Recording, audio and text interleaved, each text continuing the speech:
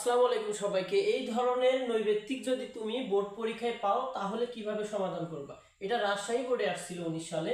9x² plus 30x এর সাথে কত যোগ করলে যোগফল পূর্ণবর্গ সংখ্যা হবে? কিসের সাথে বলছে?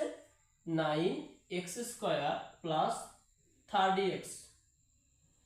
এখন তুমি এই বিষয়টাকে ভাঙো, যদি ভাঙো 3x এর উপরে হচ্ছে কি x² প্লাস 2 ইন্টু 3x, তাহলে 3 দুগুণে 6, 6 এর সাথে কত গুণ করলে 30 হবে? 5 6 30, তাহলে ইন্টু 5। বুঝছো? তাহলে a² প্লাস 2ab প্লাস হচ্ছে b²।